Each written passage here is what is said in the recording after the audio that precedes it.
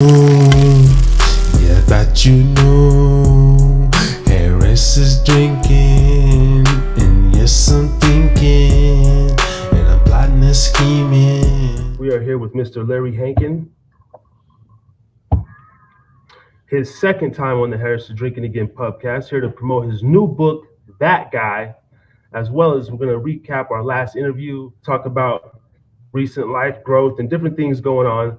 Stay tuned. It's going to be an amazing interview once again.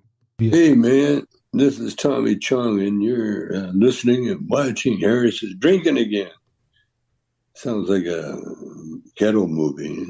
What's cracking, y'all? It's Lil Kelpie from the 1503, a.k.a. Kelpie the P, a.k.a. call me whatever you want, just don't call me broke. And I'm fucking with the Harris is Drinking Again podcast, one of the first podcasts or platforms to put me on.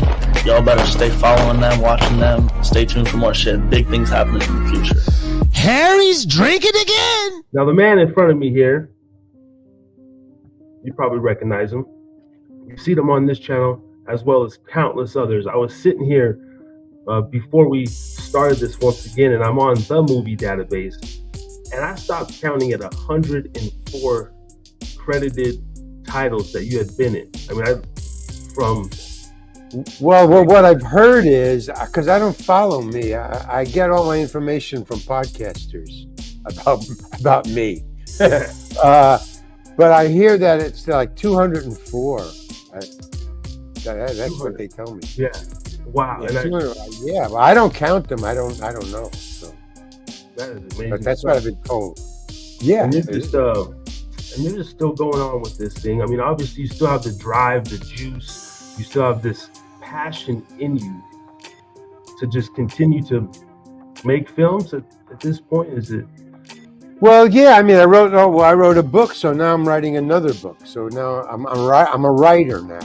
So I just go from one thing to another, and then I just do it, and then I go on to something else as opposed to just doing another one. I don't do the second thing. I always do one thing, and then I go on to something totally different.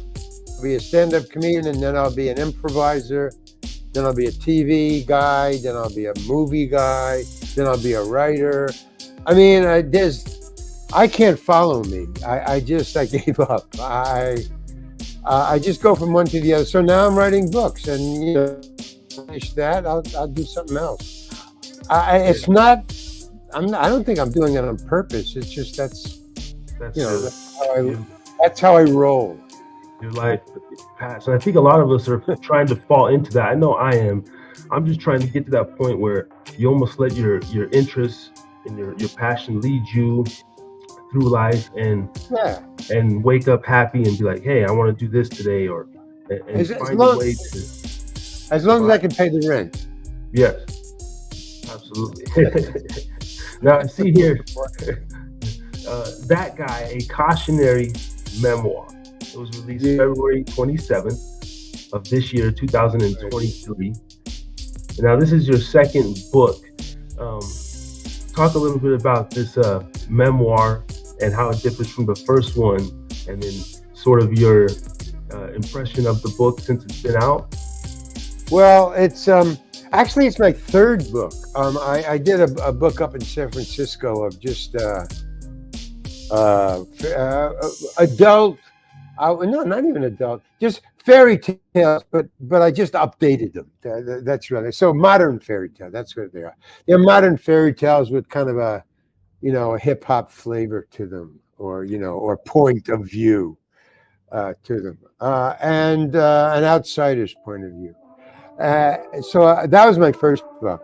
That was up in San Francisco. I published that. Then the second one was what is it called? The Loopholes Dossier. And that was more fairy tales and a couple of other satires. I write funny things. Now this one is real. This one is like a memoir. It's my time in show business as a performer. It started when I graduated college. I was even in a couple of college shows, but just because my best friend at the time was Carl Gottlieb, who wrote all the Jaws movies. We went to Syracuse at the same time, and we just sort of hooked up, and he got me over to, he was in the drama department, so that's kind of where I got my interest in drama. I got into a couple of plays there. I was in industrial designs. I'm a painter. See, these are my paintings up there. Yeah. So I wrote this because I wanted to do something real to see. Well, I thought I was going to forget all these things that happened to me along the way. So I thought I'd better write them down. And so that's how the book started. And that's what the book is about. It's about my stand-up, graduating college, stand-up, improv, Second City, the committee, and then coming down to Hollywood here where I live now, and getting into television and movies. And then the money was so good. That's why I stayed. I mean, I never want to be an actor really, but the money is just incredible. And I could do it. That's the thing. I mean, I was able to pretend to be an actor, pretend to be a professional actor. So I got away with it, but I never was driven. I was just, go to an audition, you get the job, and then you go do it, and you go home. But I would use the money to make my little movies. That's what I'm about. Yeah. So I would make these little movies, and that's how I got into writing. You have to write the script, and then you have to film it, and you got all your friends to do it. And so, I was getting into writing at the time, being an actor and making little movies in my off time. There's a lot of off time when you're an actor in between gigs, man. So you gotta have something to do while you're waiting for your next job. So I made little movies, and that's how I got into writing screenplays and stuff. And then one day, about 2 years ago, I thought, let me try the whole thing. Let me try just a book. And that's what I did. I recorded it. I have a hint for anybody who wants to write a book. Don't write it, record it.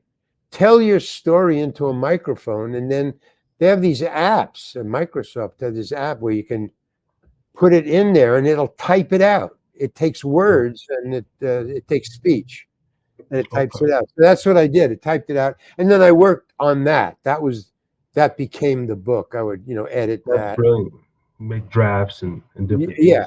Yeah. Do you think us pubcasters? I'm trying to go left and coin the term pubcast, because this is Harris's drinking again. But okay. But for general terms, do you think us podcasters? I mean, I've been doing this will be my 66th show in a row tomorrow. So consistency is really big, and on our Thursday night show, I speak a lot about my personal life and different things that happen to me. You think is that almost kind of like what we're doing, and then maybe go back through those? Yeah, I mean, see, that's what I did. I mean, literally, that's what I did to do the book. You are recording this because it's your business, it's your gig, so you're recording them. I had to call somebody like you, a podcaster, after the show. I mean, we talked about it. And I said, how about if we meet every Saturday for an hour? And it turns out, I didn't know this. He told me this, that iPhones have really good voice recording mechanisms in them, really high end. So he said, if we do it by phone, he had a studio and I had an iPhone. So he said, well, I should call him once a week on Saturday for an hour, and he would record these stories that I had that were I was gathering. And also, I had done another 8 hours of just podcasting. Where in other words, you're recording this, right? Okay. Yeah. So what I did was I called a podcaster and I said, you recorded this. Can I have well, I guess he put it on the air, but I said, can I use it? So he said, yeah. I said, I just want the voice. I just want the recording. I'm writing a book. So I used that as a reference point. And then it's because I was doing podcasts, so everybody was recording these stories that I would tell over and over and over again. I thought, wait a minute, these are great stories because people are calling me and I'm doing them and they seem to be going over. I should actually write these down. So I recorded them. I called one or two podcasters to get, one if I thought was really cool recording. And I put it all in the book and I thought, okay, now I can forget that. I don't have to keep on remembering them. It's in a book. So now if I want to tell a story, sometimes I'll check the book to see if I got it right. Because, it's now like a year or two since I wrote the book. That's the other thing about writing a book. The lag time is immense. 2 years. It's like making a movie. I mean, you write it, which takes you about anywhere from 6 months to a year. Average. It can take you more if you're just doing it when you can. But if you write it every day, it takes 6 months to a year to write a book. About 300, 350 pages, something like that. And you write it. Okay, so that takes 6 months to a year. Then you got to get a publisher. I mean, you can publish it yourself, but it's not the same. There's two different worlds. It's like FM radio and AM radio, but even worse. I mean, it's more distant between publishing it yourself and getting a publisher. You get you get that reach with the publisher, obviously, and the ability. Well, yeah, and respect, and people will pick up the phone or answer it. If you say, like I was going on yesterday, I was going on the internet looking for reviewers. I wanted to get my book reviewed because the publisher doesn't supply that. You have to do that yourself. Well, some publishers do, but mine doesn't. So I was looking through, and some of them say, if you publish this yourself, don't bother sending anything in. I mean, it's just like out front. They just don't bother. If it's not, by a publisher, forget it. We don't want to know you. Oh, wow, man. And then once you get the publisher, and that took me a year. So right away, that's a year and 6 months. 6 months to write it, a year to get somebody to say, yeah, I'll publish it. And then there's another 3 months to a year to get it out there once you get a publisher. So that's like 2 years easy, 2.5 years. Wow, man. And I got published right away. Well, right away, a year and a half. And that was because I had a little juice. I had a little fame, because I'm an actor and I was on all these shows. So the publisher thought, well, that's like a pre-sale kind of thing. Mm-hmm. They already know his name. So I had a little in. But, it didn't help that much. I mean, I still have to go out there and, talk about the book and sell it and, hand out cards and absolutely commercials, And I'm going to have, of course, all the links. I'm a little more better on the YouTube and stuff. So I'm going to put the link to your Amazon and I believe the reallarryhankin.com is your official website. Right, yeah. Okay. So, and you can get the book, by the way, on Amazon.com. I mean, it's for sale there, and a lot of other outlets. But Amazon.com is just easy to remember. Absolutely, I'll put those links in there Cool. for sure and everything. Do you have any plans to get back on stage or do any sort of promo runs this year, or have you been doing? Well, I'm doing a lot of podcasts because it turns out you guys and girls who are running these podcasts, pubcasts,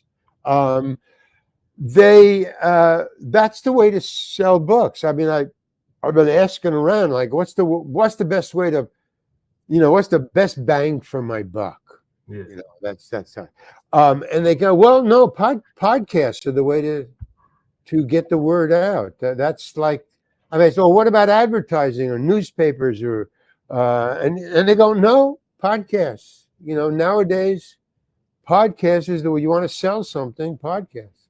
Anything on the internet. So I've been doing a lot of podcasts. When that's through, and my book becomes a bestseller and the money comes rolling in, then I'm going to probably do one of two things. I'm either going to finish writing this second book and have 2 books out there, so I can I can buy stuff, just stuff. It doesn't matter what. You just keep the economy going, and then maybe I will make some more films, or I already have a gig for a movie in September, so I'll be going back to acting, but only for friends. You know, Adam Sandler, I generally put him down in my interviews when they ask me, "Oh, you work with Adam Sandler. What's he like?" And I would be kind of negative, but you know, he's got the right idea. He makes movies with friends, so nobody says, hey, this is bad writing, this is good writing. Hey, it doesn't matter, man. I'm working with my friends. Get out of here. We just make movies, and a lot of kids go to see his movies. So he's like, Charlie Chaplin in this town now. He's that big. It's amazing. Yeah. I mean, it's Adam Sandler. So I thought he's got the right idea. He just, makes the movies that he wants to make when he wants to make it. And then he works with other films, and he's actually quite a good actor. Yeah. When he was working for other people, like, what was it? The Gems, Uncut Gems was his last movie. He's got another one out now where he worked for somebody else. And I saw it, and he was really great. He's a good actor. But I can't watch his stuff. I can't watch that. But I mean, he knows his audience. They love it. They eat that stuff up. So the answer to my question is, I'll either take this book that I'm writing now, That Guy, which we're talking about, and I'll put it on a stage and just, do an hour show of telling the stories that are in the book and then selling the book. Or just go back to acting, but with friends and making my own movies and stuff like that. I'll see. I love the stage. I love playing to a real audience. Mm-hmm. There's nothing like it, man. Yeah. Especially if you can do it. If I can ask you, like, I think we spoke on this last time you were on the show, and I've asked a few other people, but you think if you would have found that money, maybe, or, had that big payday, because to us, the more common folk, right? I'm sure, you consider yourself just a pretty regular gentleman. Yeah. But then the people on the street, oh, that's Larry, you're in movies, you're in TV. So there's this persona behind it. And some people might be okay with that level of fame or that success to them. And then you're in the field where you're speaking of Adam Sandler's and the Denzels, Tom Cruises, whoever, all these comedy guys, legends, the Eddie Murphys. But do you think if you would have struck that payday at some point in your career, it would have like changed you or changed your perception in some way? Like you would have moved away from Hollywood and then purchased? No, because I mean, I see where you're going with it, but not really, because I never had the fire in the belly. You got to have that, man. You can't just, hey, I think I'll be a star or an actor or famous or a politician or even a barber. I mean, if Vidal Sassoon, he's a barber, man. He's got schools all over the world. So it doesn't matter.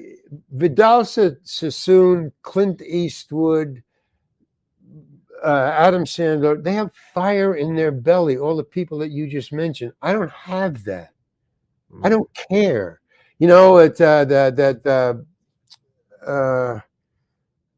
That song, I'm going out of my penthouse. I'm going back to my plow. That I know some famous singers sang that song, and one of the lines in it was, giving up my penthouse. I'm going back to my plow. And I'm starting to see that in Hollywood. A lot of actors, famous actors, big time actors, they're tired of it, man. And I just never was attracted to it. So if I made a lot of money, I would buy a house. Yes, I would. I would buy a house because I'd like to live in a house. I grew up in a house, a home. I live in an apartment now, But that would be the only thing. But I mean, these are not my people. My people are my friends, like Adam Sandler. You know, he works with his friends. His friends happen to be funny people. I understand that. You're sort of attracted to what you do, people you do like. So, but no, I just I don't care, man. And so if you read the book, you'll see. I even say it in the book. You know, hey, man, I don't care. And that's such a gift of freedom, you know, to be able to say no. Yeah. I was told that by my agent, my acting agent, when finally I got to Hollywood. In the beginning, because I did not act. My first movie really was my first movie acting job in Hollywood was Escape from Alcatraz. And the reason that I was hired, I auditioned in that they called me in to audition. So you go there. But I didn't read anything. I didn't audition. The director, Don Siegel, just talked to me. And because it wasn't an audition and I had auditioned at other places, you know, and didn't get the job, I was just beginning. I was an improviser and I was kind of over the top. I was a little too big to be an actor. My presentation was stage, you know. Got to reach the seats in the back. No, acting is no acting. Be real. So he was talking to me, and he saw that I wasn't an actor. That it wouldn't do, because he said, "Okay, finally." We were talking, and I just wanted to get out of there because this was going nowhere. They said go there to audition, and all he was doing was talking and saying, "What part do you want to play?" And I didn't read the script, so I didn't know what he was talking about. And I would let him know that in no uncertain terms, because I didn't have the fire in the belly. I didn't watch myself. I didn't try to be good and, you know, further the plot and all that stuff. I just said, you know, what's going on, man? Nobody's telling me anything. You're asking me. I mean, anyway, and I had the attitude of what I'm doing now. I mean, I was going, look, they said you would tell me what the part was that I was going to audition when I got here. And now you're asking me what part I want to play? I don't know, man. Nobody's telling me anything. I mean, I was going on like that. You know, I mean, that's like, whoa, are you here to audition or to just holler? So he just, you know, he calmed me down. He was very patient with me. That was the other thing. And that threw me off because, you know, I was figuring, well, he said, okay, thank you very much. Get out of here. No, he just kept talking to me. He said, well, you know, now wait a minute, you know, let's look, let's see what, you know, how would you like to play? And then it got really casual. He got down to my level. He started talking to me like, this is Don Siegel, the director of Escape from Alcatraz with Clint Eastwood. He says, okay, there's two parts left. Like that was going to make me a better actor. We got two parts left, like I'm getting leftovers. Good. That, you know, that didn't touch me at all. So he says, well, we got two parts left. Now one was, and he's talking, there was only three of us, me, him, and the casting director. And she said, well, there's two parts left. Okay, one is the guard that beats up Clint Eastwood in the movie when he's in solitary confinement. Or Charlie Butts. He said, those are the two. Which one do you want to play? And I said, I don't know, man, because I never read this script. I don't know. I don't. So he said, okay. Well, okay. How would you like to do the guard? And then she said, I don't know. One is we just hired the guard this morning, so that's out. And second of all, I don't really think he can beat up Clint Eastwood. She said that right in front of me. You know, she's sitting right here. Yeah. She's talking to him. And he looks at me and he goes, Larry, you think you can beat up Clint Eastwood? And I thought about it. I really did. No, I don't think so. And he goes, yeah, I don't think so either. All right. So that's out. What's next? Charlie Butts? Okay. How about Charlie Butts? You want to play Charlie Butts? I don't know. I've never read. You know, so I calmed myself down. I said, I don't know. So he said, all right, I'll tell you what. And he gave me a screenplay. He had a screenplay. And he says, turn to page 80. We'll read one page. I'll read with you. You want to go outside and, rehearse? I said, no, I just want to get out of there, man. I wasn't having fun at all. I didn't know what was going on. I didn't understand. And I was new to this. I mean, I maybe had one other TV part before this to be an actor, a movie actor. So he said, all right, okay, I'll read opposite. So I turned to page 80 and we went blah, blah, blah, blah, blah, blah, blah. And he goes, okay, you got the part. Just like that. And one page. And I just sat there staring at him because they don't tell you that. They never tell you that. I mean, I've been asking other actors all through my acting career. Did they tell? Never. And he told me that. So I just sat there and he thought, and he saw this. And he said, you don't believe me, do you? I said, no, I don't. And he goes, tell you what, go home, sit by the phone, see what happens. Now get out of here. That's exactly what he said. Wow. Sit by the phone, now get out of here. And he said it with a smile. He said it with a smile. He didn't say it angrily. He said, now get out of here. I said, okay, I'm going. And I left. And then when I got home, about 10 minutes later, the phone rang. It's my agent saying, hey, man, congratulations. You're playing Charlie Butts. And then when I went to see the movie, I had co-star billing. And it took me years and I love it. I love the movie. I love what I did. But it took me years to figure out how I got that job with that kind of audition that I just told you. It was, he understood that I wasn't an actor. I really didn't know what was going on. He read that immediately. Yeah. And he thought that's what he wanted for the sidekick to Clint Eastwood. Just this guy who's not an actor, just a guy who's just there, being real, being himself. Super authentic. But hanging around with Clint's character in the prison because he didn't want to get beat up or somebody's girlfriend. So I had that naivete that he needed, that the director needed. That, what's going on? And I fell into that. I hung around with Clint Eastwood 24/7. I mean, well, all the time that we were on the set, I always hung around with him. Just to wipe away the awesomeness. So I'm doing all my scenes with Clint Eastwood. And I didn't want that to show. So I just, got used to being around him. Let it soak in. That shows the vision of Don Siegel and the genius and what goes behind the power of a director. And that they have to be able to see, behind each individual and no. Yeah, man. Yeah. And I didn't know that. And he did, I didn't know what was going on. And he saw that I didn't know what was going on. I was being bothered by it. So I was being real. So if he puts me in a movie, I'll still be real, because I'll be in the prison, which that's what happened. I mean, I was there for 3 months. And my costume was just, the blue shirt, the jeans, the white socks, and the black shoes.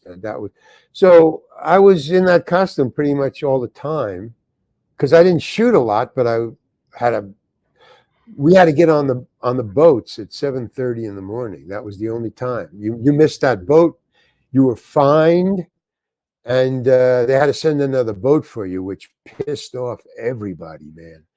Hey man, what are you doing? Missed the boat. There's only one other boat, and that was at noon, and that was for the suits from LA, the producers.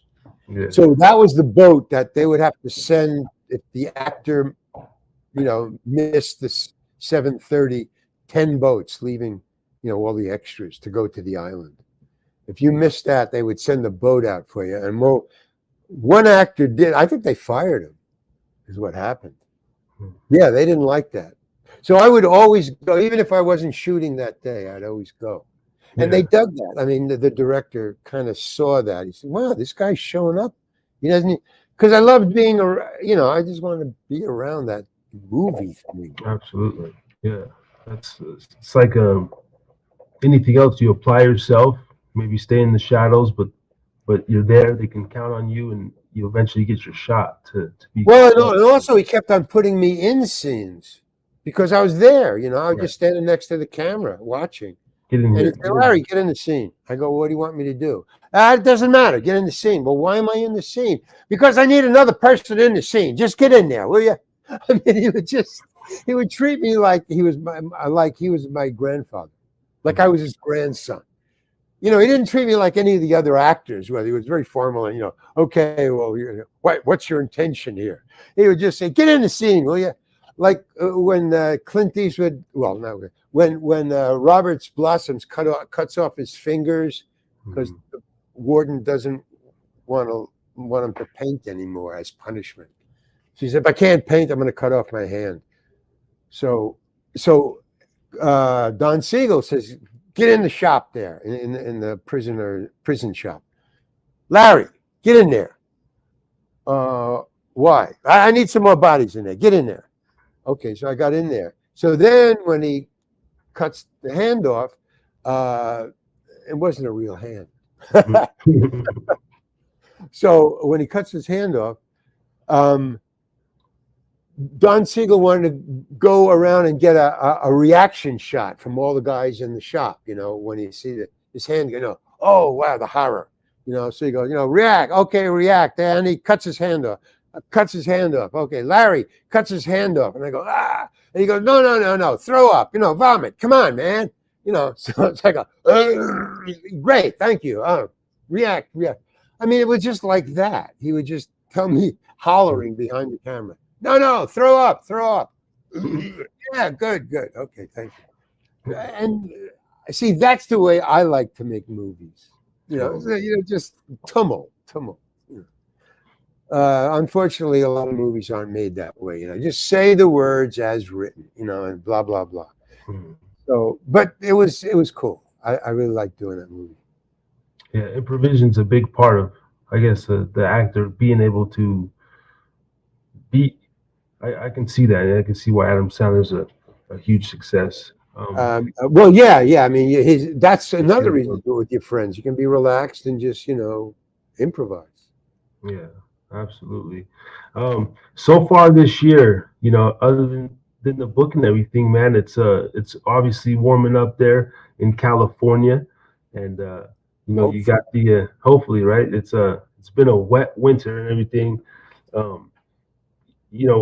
What is are you gonna, die in Hollywood? Like, is that, is it almost addicting to the point of something about just the culture, the lifestyle, the people, the ability to have business, right? No, I mean, I'm here because of the business. I mean, I still want to sell stuff, and I write books. There's people I know here who help me with the writing of the books. If I don't if I don't know, I know who to call here. And if I want to be an actor, all the agents are here. So I mean, I'm in the milieu. I still want to work in the entertainment field. And you either live in New York or you live in LA. Still, although it's spreading out because of the internet, you can live anywhere. My sister lives in Florida. I could move down there. But my friends are here and stuff like that. But no, I don't want to die in Hollywood. No, I mean, I'm not that. Like I say, I'm an entertainer. That's what I do to make a living. So that's why I'm in Hollywood. But no, sooner or later, I got to leave. I'll go live with my sister. And also, New York is just too expensive. Right. I mean, whatever I'm making here is a drop in the bucket there. I mean, it's very expensive comparatively. Dang, that's crazy. Because California, and California is like insanely expensive. I've never been to New York. I couldn't imagine. Since the last time we spoke, I am back. I'm in Reno, Nevada, based now. No state taxes here, so Yeah, well, great. I remember that. But it's still, it doesn't make a difference. They have county tax, and I think that's how they get away from not having state tax now. I was at the grocery store the other day and it said Washoe County tax. I was like, what is this? So that comes into the configuration and the figuring of where you're going to go when and why. And I'm here because I still want to sell my jams and jellies, and it's either here in New York, and as much money. Well, now I just get like residuals and social securities, which is cool. That's a gift. I didn't know that at the time. Doing all those 204, jobs, acting jobs for the last 40, 50 years. It's now paying off. I don't work at all, but now I get all those residuals. I didn't know that then. Yeah. When I started, like Gilligan's Island is the great example. They don't get, that's around the world. That's been on. It's never been off the air ever. I remember Ever since it started, Okay. and they don't get any residuals. I remember hearing something like that. Because it was before the union struck to get that. And when I came in, it was the first year. My first job was under the first year of you get residuals. If they show it, you get a piece of what you got paid originally. Not much, but if you get enough things coming in, all the time, every time it's shown, I can pay the rent on this apartment, and not have to worry. Yeah. And then also I sell stuff and blah, blah, blah, so there's a lot that goes into where you live and why and when you're going to leave it and why. Okay. Yeah, I'll definitely put the link to your website, Amazon. I see you got some T-shirts, different merchandise for sale. That's awesome. Oh, that's on. Oh, yeah, on thereallarryhankin.com is the T-shirts. Yes. Or you can just go to tpublic.com. Oh, that's the place that publishes the T-shirts. So tpublic, TEE public.com, or thereallarryhankin.com for the T-shirts, and Amazon.com for the book. Great. Before we get you out of here, man, I appreciate you so much for coming back on. On my end, if we do this a third time, which will be a freaking blessing, man, definitely I'll have to do Zoom, because I don't know what it is with Melon, but it's like some of the it's scraggly stuff, but on the back end it'll be amazing interview. But there was points where I and you were breaking up. I don't know if you were. Oh no, my ears were fine. Okay, cool. So maybe that's just the video part, the audio. I'm recording at two different places. But last kind of question, because I've been going into the manhood, manosphere kind of conversations these days. Like, how important is it for a man to have like a daily ritual or a daily discipline? And do you have some sort of like thing that just keeps you routine and consistent every day, whether it's a ritual or a prayer or any sort of an activity? No, but I'm learning that that's very important. So I'm really trying to nail that down. But my whole life has been not that. Okay. No ritual, no routine, nothing that you could pin me down as something I do every day to just get my head straight. But I find that as I get older, it's become more important, to just you're like, yes, there is a ritual. Oh yeah, I do have one, and I learned it from a general or something, like a ship's captain, a big deal, somebody in the Army or Navy. He wrote a book about it, and then somebody interviewed him, and he said this on the air, and I heard it, and I thought, I'm going to try that, and it works. And what he said was, just when you get up in the morning, make your bed. It's just like a simple sentence among a lot of other sentences that he said. I go blah, blah, blah, blah, blah, blah. And then when you get up in the morning, make your bed, and blah, blah, blah, blah, blah, blah, blah. Do all these other things and all these things. And I heard just that. And so I said, I'm going to try that. Now, I would say that was about 5 years ago. I've made my bed every day for the last 5 years. As soon as I got up, I got out of bed. If I got out of bed, turn around, make the bed, and go on about my day. Now, I don't know that it helps me or hinders me. I don't know if it changes anything. But when I get up the next morning, I make my bed. Now, I'm not saying that's what you should do. I think what I'm saying is that the ritual thing somehow rejiggles your mind to a straightening kind of mellow, okay, at least we got this down, and it readjusts the rest of your day. I think that that's true. It's and that's an Army, Navy, thing, Boy Scout or whatever. I don't know. Yeah. But it's getting your head straight. It's a head straightener, just for a second. You get your and when you leave the room, and I look back or I walk into the bedroom to get something, and I say, "Hey, my bed's made." Bing! It's just a shot, and you go, "Wow, who would have thought?" Or when you go in the next, at night, hey, my bed's made. That's far out. That's so weird. Mm-hmm. I don't know what the deal is with that, but somehow. So I think you got a point about a ritual. Some people, I guess, do with running. They run every morning, or they get on the bicycle. Yeah. Anything to just say. I know it's a centering thing. That's what it is.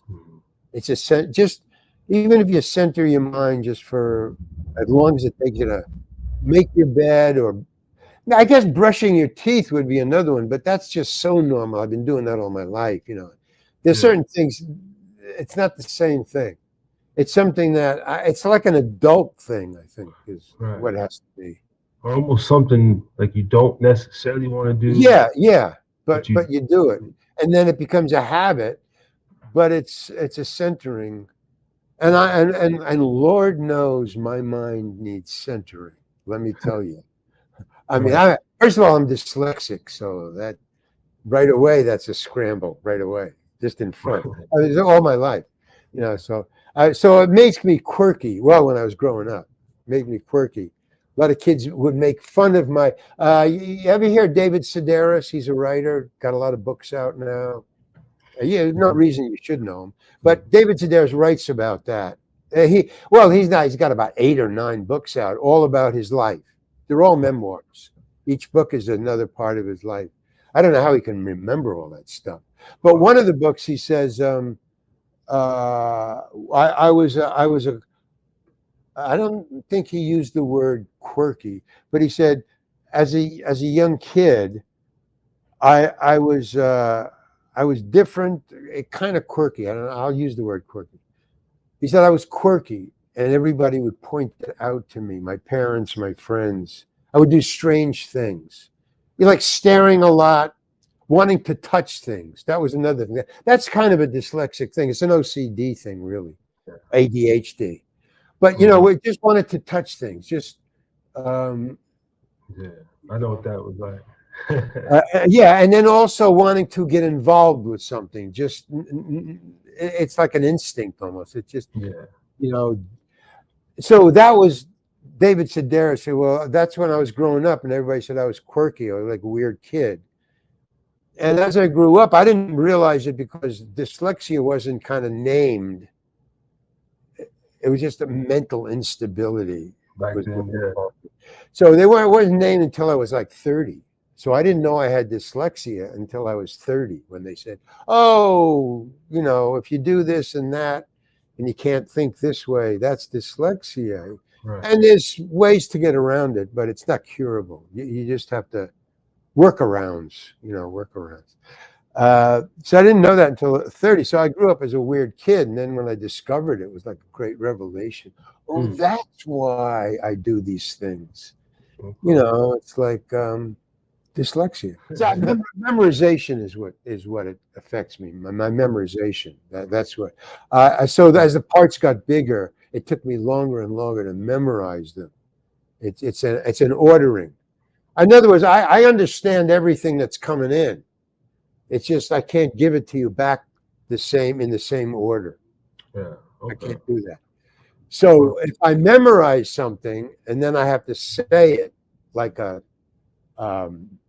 monologue, Mhm. after a while, a couple of years ago, I couldn't memorize monologues, an entire page, a soliloquy. I could memorize it. I think I got it. Yeah. But then if I had to, it would, Put it back. Huh?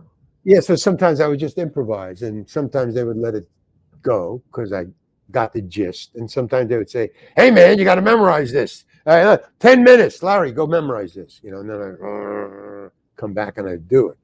So I always got it. But after a while, I thought there's just too much trouble. Again, the fire in belly, I don't have it. There are dyslexic actors out there all through Hollywood. Winkler, Henry Winkler, is dyslexic. He fights through it. He wants the part. He will, lock himself in a room until he gets it down, man.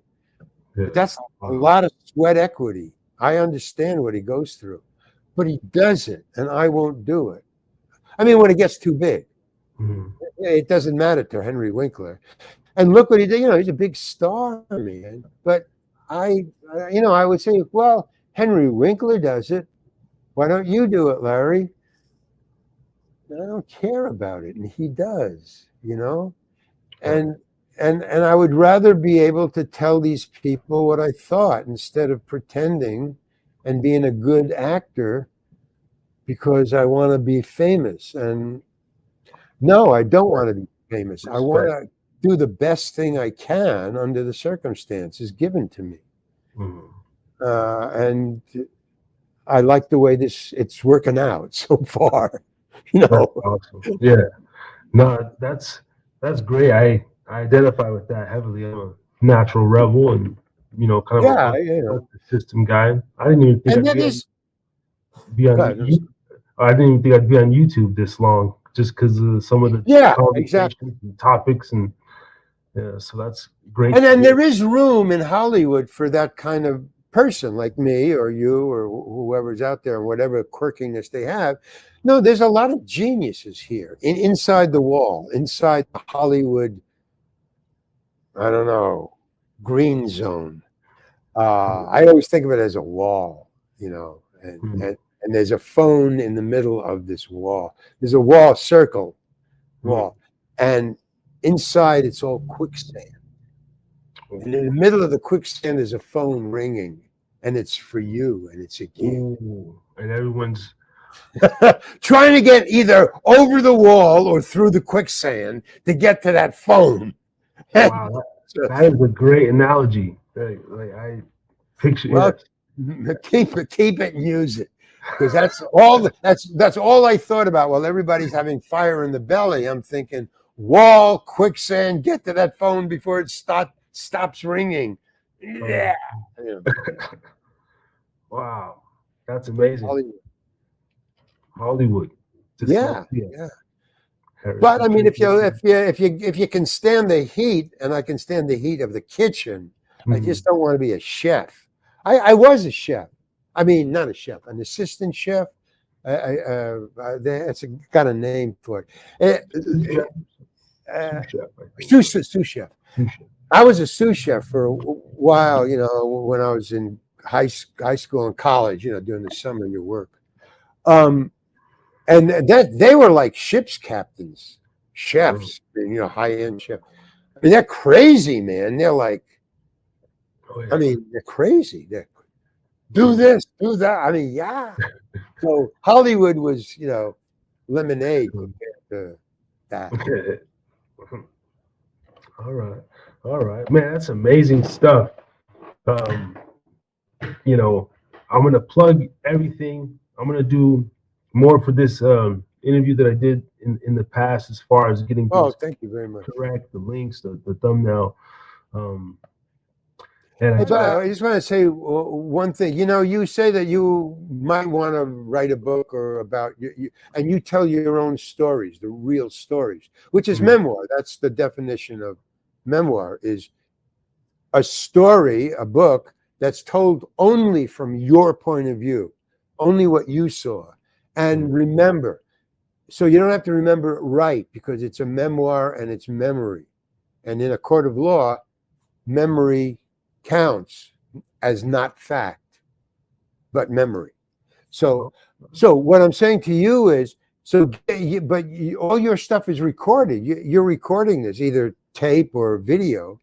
So you could write a book real easy because it's your stuff. You're doing it your own stuff. I always have to call the podcaster and say, can I use it? I got to find it. I got to make appointments and stuff. So you can take all your stuff and put it on tape. Well, I think it's on tape because of this. Yeah. And get it typed out with this Microsoft thing, and you got your book. And then you just go over and tweak it, make it readable, not listenable, but readable. There's a difference. And that would be real easy. I mean, that wouldn't take 6 months. That would take a couple of, maybe 2 months, maybe. It's just going over it, because you got to read it. You know what? Thank you for that gym right there and that layup. And because sometimes I think, who the hell am I? I don't, but just the simple fact of every individual has a story. You bet. It doesn't, like you said, memory doesn't count as fact. Simple stuff. I was adopted. Biracial. But that's interesting. Your adoption is interesting. That right away. Right.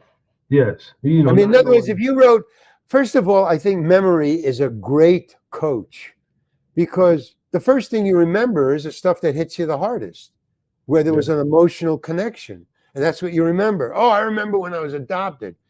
Yeah, well, I want to read about that because there's an emotional content just by the definition of what you're talking about. I mean, if you say adoption, there's an emotional hit.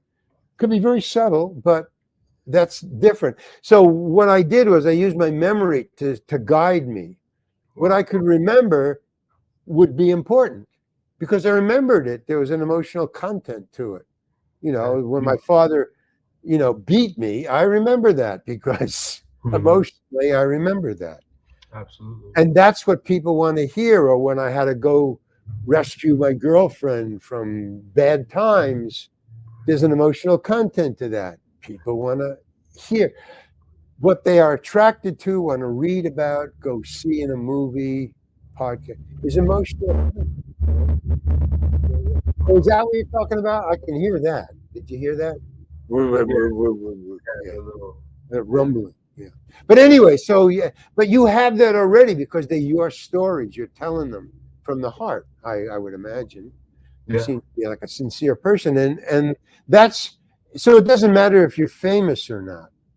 It matters that and that's what good writing is. It turns out that's what people tell me. I never wrote a book before. I mean, these are all the first 2 books that I mentioned were just things I wrote about in my own spare time, never thinking of being a writer. It's just, I had a lot of time in between acting. And so I would sit at the typewriter. That's how long ago it was, typewriter. And I would type out these things and just put it in a drawer, never thinking of selling them. Then when I became famous as an actor, I thought, well, I'll put them into a book. It was just a collection. It wasn't writing. It was a collection. Put it in a book. And I published both of them myself. And they sold a couple, but nothing big deal. But there was no emotional content to them. I just was writing, fairy tales, stories. But then when I wrote the book and I started to, call this podcast and say, why don't you record these? The memories I had about my real life, there was an emotional content to everything because it was my memory. And I remembered the things that had that content. And it turned out when people read my book and called me, like my friends, they said, hey, man, they didn't say, I really loved what you were writing because of the emotional content. Nobody ever said that. What they said was, Larry, you're a really good writer, man. You're a good actor, but you're just as good a writer, man. That's great. I interpreted that as I didn't know how to write. I was just typing, just like I typed the fairy tales. I was just, on my internet. But I was making sure that I wrote what I remembered, with little details of why my father hit me, what the weight of my grandfather was while I carried him, what the weight was. That he was like a little girl. He was so old and he was dying. And he was like a skeleton. It was like I was carrying one of the people from Auschwitz. I swear to God. But that's in the book. But I didn't have to think about that, man. That's a memory that's nailed there. I'll never forget that. Yeah. That's what people want to hear, the emotional content. That he was carrying a body that was so light, it felt like a little girl, and it was his grandfather. Wow, man. So yeah, you got a head start. A big head start. I had to go look for people to record it and meet every Saturday, and it was. Yeah. And then what always confused me was the editing part, because I'm like so horrible at I barely know where to put a period and a comma. Well, okay, I'll give you a hint on that too, because I had to learn this. I had to learn everything that you had to learn. I'm not going to be a teacher, but I mean, when you brought that up, no, what it is I learned this the hard way. I didn't know I was learning it until I did. You know, when you write a book and you're going to get it published, whether you publish it yourself or looking for a publisher, you have to read it for typos. Man, that is the curse of writing, typos. You have to read it with a fine-tooth comb. And the reason is that because you wrote it, you are used to the sentence. You can't find your own typos. You skip over them. It's just natural. It's like it wasn't there. You say, well, I read the whole page. There's no typos in it. And then you give it to a reader who is hired to do that. And they go, there's 5 typos on this page that you said there's none. And you go, oh, right. Yeah, that one. Oh, I skipped that one. So my point being that I had to read my book when it was finished to give it to the publisher to publish.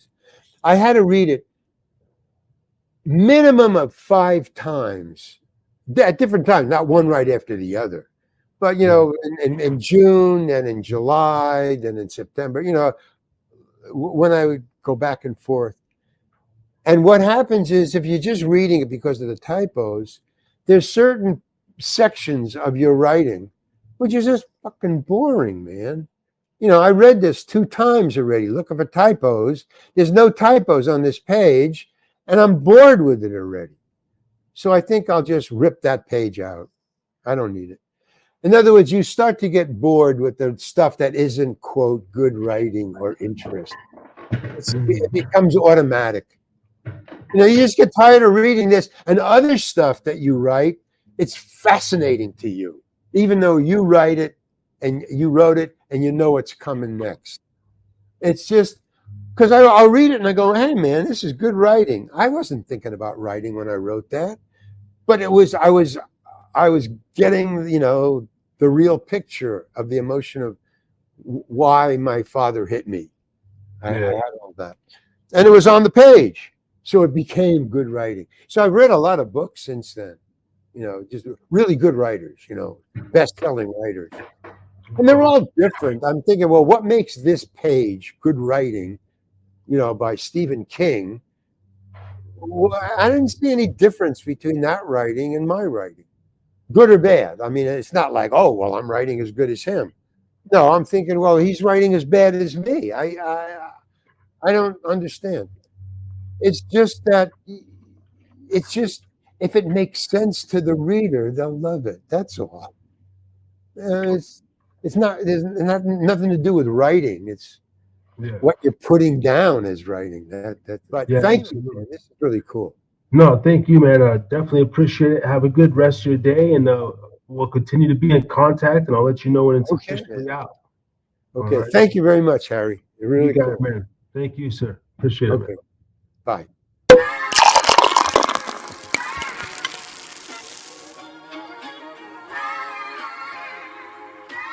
Harry's drinking again. Yo, what's going on, guys? If you like this video, click above. We got 2 more right there, or down there, or somewhere. Hit that subscribe button. Stay tuned for more content. We got amazing interviews like the one you've just seen or the clip you just seen. I don't know what you watch because I put this behind the end of every video. So stay tuned. Hit that like, subscribe. Harry's drinking.